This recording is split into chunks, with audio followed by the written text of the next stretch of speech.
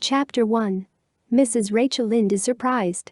Mrs. Rachel Lynde lived just where the Avonlea main road dipped down into a little hollow, fringed with alders and ladies' eardrops and traversed by a brook that had its source away back in the woods of the old Cuthbert place. It was reputed to be an intricate, headlong brook in its earlier course through those woods, with dark secrets of pool and cascade. But by the time it reached Lynde's Hollow, it was a quiet, well-conducted little stream, for not even a brook could run past Mrs. Rachel Lynde's door without due regard for decency and decorum. It probably was conscious that Mrs. Rachel was sitting at her window, keeping a sharp eye on everything that passed, from brooks and children up, and that if she noticed anything odd or out of place she would never rest until she had ferreted out the whys and wherefores thereof. There are plenty of people in Avonlea, and out of it, who can attend closely to their neighbor's business by dint of neglecting their own. But Mrs. Rachel Lynde was one of those capable creatures who can manage their own concerns and those of other folks into the bargain.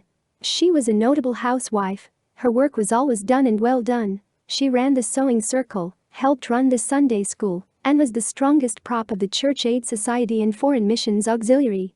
Yet with all this, Mrs. Rachel found abundant time to sit for hours at her kitchen window, knitting cotton war quilts. She had knitted 16 of them, as Avonlea housekeepers were wont to tell in odd voices, and keeping a sharp eye on the main road that crossed the hollow and wound up the steep red hill beyond. Since Avonlea occupied a little triangular peninsula jutting out into the Gulf of St. Lawrence with water on two sides of it, anybody who went out of it or into it had to pass over that hill road and so run the unseen gauntlet of Mrs. Rachel's all-seeing eye. She was sitting there one afternoon in early June. The sun was coming in at the window warm and bright. The orchard on the slope below the house was in a bridal flush of pinky white bloom, hummed over by a myriad of bees. Thomas Lynde, a meek little man whom Avonlea people called Rachel Lynde's husband, was sowing his late turnip seed on the hill field beyond the barn, and Matthew Cuthbert ought to have been sowing his on the big red brook field away over by Green Gables. Mrs. Rachel knew that he ought, because she had heard him tell Peter Morrison the evening before in William J. Blair's store over at Carmody that he meant to sow his turnip seed the next afternoon. Peter had asked him, of course, for Matthew Cuthbert had never been known to volunteer information about anything in his whole life. And yet here was Matthew Cuthbert, at 3:30 on the afternoon of a busy day, placidly driving over the hollow and up the hill. Moreover, he wore a white collar and his best suit of clothes, which was plain proof that he was going out of Avonlea. And he had the buggy and the sorrel mare, which bettickened that he was going a considerable distance. Now, where was Matthew Cuthbert going, and why was he going there? Had it been any other man in Avonlea, Mrs. Rachel, deftly putting this and that together, might have given a pretty good guess as to both questions. But Matthew so rarely went from home that it must be something pressing and unusual which was taking him. He was the shyest man alive and hated to have to go among strangers or to any place where he might have to talk. Matthew, dressed up with a white collar and driving in a buggy, was something that didn't happen often. Mrs. Rachel, ponder as she might, could make nothing of it, and her afternoon's enjoyment was spoiled. "I'll just step over to Green Gables after tea and find out from Marilla where he's gone and why," the worthy woman finally concluded. "He doesn't generally go to town this time of year, and he never visits. If he'd run out of turnip seed he wouldn't dress up and take the buggy to go for more. He wasn't driving fast enough to be going for a doctor. Yet something must have happened since last night to start him off. I'm clean puzzled, that's what, and I won't know a minute's peace of mind or conscience until I know what has taken Matthew Cuthbert out of Avonlea today." Accordingly, after tea, Mrs. Rachel set out. She had not far to go. The big, rambling, orchard-embowered house where the Cuthberts lived was a scant quarter of a mile up the road from Lynde's Hollow. To be sure, the long lane made it a good deal further. Matthew Cuthbert's father, as shy and silent as his son after him, had got as far away as he possibly could from his fellow men without actually retreating into the woods when he founded his homestead. Green Gables was built at the furthest edge of his cleared land, and there it was to this day, barely visible from the main road along which all the other Avonlea houses were so sociably situated. Mrs. Rachel Lynde did not call living in such a place living at all. "It's just staying, that's what," she said as she stepped along the deep-rutted, grassy lane bordered with wild rose bushes. "It's no wonder Matthew and Marilla are both a little odd, living away back here by themselves. Trees aren't much company, though dear knows, if they were there'd be enough of them. I'd rather look at people. To be sure, they seem contented enough, but then, I suppose, they're used to it." A body can get used to anything, even to being hanged, as the Irishman said. With this, Mrs. Rachel stepped out of the lane into the backyard of Green Gables. Very green and neat and precise was that yard, set about on one side with great patriarchal willows and the other with prim lombardies. Not a stray stick nor stone was to be seen, for Mrs. Rachel would have seen it if there had been. Privately, she was of the opinion that Marilla Cuthbert swept that yard over as often as she swept her house. One could have eaten a meal off the ground without overbrimming the proverbial peck of dirt. Mrs. Rachel rapped smartly at the kitchen door and stepped in when bidden to do so. The kitchen at Green Gables was a cheerful apartment, or would have been cheerful if it had not been so painfully clean as to give it something of the appearance of an unused parlor. Its windows looked east and west. Through the west one, looking out on the backyard, came a flood of mellow June sunlight, but the east one, whence you got a glimpse of the bloom-white cherry trees in the left orchard and nodding, slender birches down in the hollow by the brook, was greened over by a tangle of vines. Here sat Marilla Cuthbert, when she sat at all, always slightly distrustful of sunshine, which seemed to her too dancing and irresponsible a thing for a world which was meant to be taken seriously. And here she sat now, knitting, and a table behind her was laid for supper. Mrs. Rachel, before she had fairly closed the door, had taken a mental note of everything that was on that table. There were 3 plates laid, so that Marilla must be expecting someone home with Matthew to tea. But the dishes were everyday dishes, and there was only crab apple preserves and one kind of cake, so that the expected company could not be any particular company. Yet what of Matthew's white collar and the sorrel mare? Mrs. Rachel was getting fairly dizzy with this unusual mystery about quiet, unmysterious Green Gables. "Good evening, Rachel," Marilla said briskly. "This is a real fine evening, isn't it? Won't you sit down? How are all your folks?" Something that for lack of any other name might be called friendship existed, and always had existed between Marilla Cuthbert and Mrs. Rachel, in spite of, or perhaps because of, their dissimilarity. Marilla was a tall thin woman, with angles and without curves. Her dark hair showed some gray streaks, and was always twisted up in a hard little knot behind with 2 wire hairpins stuck aggressively through it. She looked like a woman of narrow experience and rigid conscience, which she was. But there was a saving something about her mouth which, if it had been ever so slightly developed, might have been considered indicative of a sense of humor. "We're all pretty well," said Mrs. Rachel. "I was kind of afraid you weren't, though, when I saw Matthew starting off today. I thought maybe he was going to the doctor's." Marilla's lips twitched understandingly. She had expected Mrs. Rachel up. She had known that the sight of Matthew jaunting off so unaccountably would be too much for her neighbor's curiosity.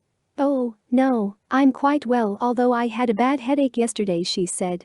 "Matthew went to Bright River. We're getting a little boy from an orphan asylum in Nova Scotia, and he's coming on the train tonight." If Marilla had said that Matthew had gone to Bright River to meet a kangaroo from Australia, Mrs. Rachel could not have been more astonished. She was actually stricken dumb for 5 seconds. It was unsupposable that Marilla was making fun of her, but Mrs. Rachel was almost forced to suppose it. "Are you in earnest, Marilla?" she demanded when voice returned to her.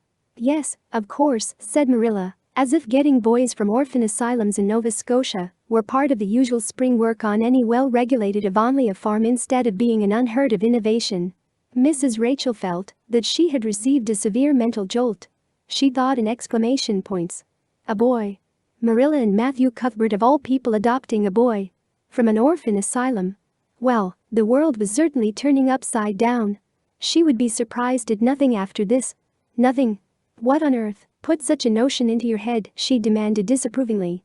This had been done without her advice being asked, and must perforce be disapproved. "Well, we've been thinking about it for some time, all winter in fact," returned Marilla. "Mrs. Alexander Spencer was up here one day before Christmas and she said she was going to get a little girl from the asylum over in Hopeton in the spring. Her cousin lives there and Mrs. Spencer has visited here and knows all about it. So Matthew and I have talked it over off and on ever since. We thought we'd get a boy. Matthew is getting up in years, you know, he's 60, and he isn't so spry as he once was. His heart troubles him a good deal. And you know how desperate hard it's got to be to get hired help. There's never anybody to be had but those stupid half-grown little French boys, and as soon as you do get one broke into your ways and taught something he's up and off to the lobster canneries or the States. At first Matthew suggested getting a home boy. But I said no flat to that. They may be all right, I'm not saying they're not, But no London street Arabs for me, I said. Give me a native born at least. There'll be a risk, no matter who we get. But I'll feel easier in my mind and sleep sounder at nights if we get a born Canadian. So in the end we decided to ask Mrs. Spencer to pick us out one when she went over to get her little girl. We heard last week she was going, so we sent her word by Richard Spencer's folks at Carmody to bring us a smart likely boy of about 10 or 11. We decided that would be the best age, old enough to be of some use in doing chores right off and young enough to be trained up proper. We mean to give him a good home and schooling. We had a telegram from Mrs. Alexander Spencer today. The mailman brought it from the station, saying they were coming on the 5:30 train tonight. So Matthew went to Bright River to meet him. Mrs. Spencer will drop him off there. Of course she goes on to White Sands Station herself.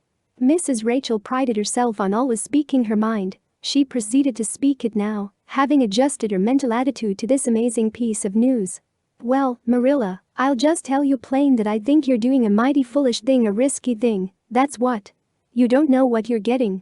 You're bringing a strange child into your house and home, and you don't know a single thing about him, nor what his disposition is like, nor what sort of parents he had, nor how he's likely to turn out. Why, it was only last week I read in the paper how a man and his wife up west of the island took a boy out of an orphan asylum, and he set fire to the house at night, set it on purpose, Marilla, and nearly burnt them to a crisp in their beds. And I know another case where an adopted boy used to suck the eggs, they couldn't break him of it. If you had asked my advice in the matter, which you didn't do, Marilla, I'd have said for mercy's sake, not to think of such a thing, that's what.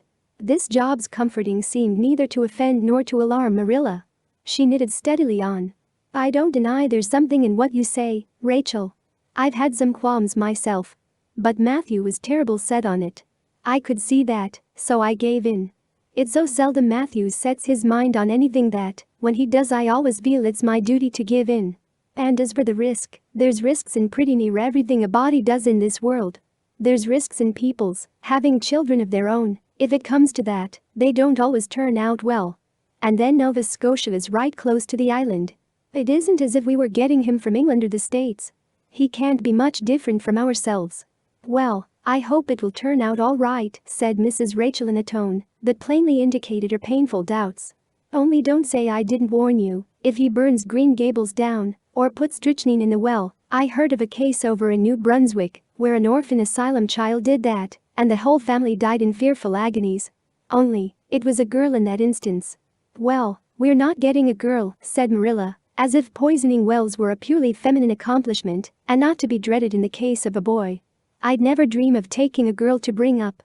I wonder at Mrs. Alexander Spencer for doing it. But there, she wouldn't shrink from adopting a whole orphan asylum if she took it into her head. Mrs. Rachel would have liked to stay until Matthew came home with his imported orphan. But reflecting that it would be a good 2 hours at least before his arrival, she concluded to go up the road to Robert Bell's and tell the news. It would certainly make a sensation second to none, and Mrs. Rachel dearly loved to make a sensation. So she took herself away, somewhat to Marilla's relief, for the latter felt her doubts and fears reviving under the influence of Mrs. Rachel's pessimism. Well, of all things that ever were or will be, ejaculated Mrs. Rachel when she was safely out in the lane. It does really seem as if I must be dreaming. Well, I'm sorry for that poor young one and no mistake. Matthew and Marilla don't know anything about children and they'll expect him to be wiser and steadier than his own grandfather, if so be's he ever had a grandfather, which is doubtful. It seems uncanny to think of a child at Green Gables somehow. There's never been one there, for Matthew and Marilla were grown up when the new house was built, if they ever were children, which is hard to believe when one looks at them. I wouldn't be in that orphan's shoes for anything. My, but I pity him, that's what. So said Mrs. Rachel to the wild rose bushes out of the fullness of her heart. But as she could have seen the child who was waiting patiently at the Bright River station at that very moment, her pity would have been still deeper and more profound.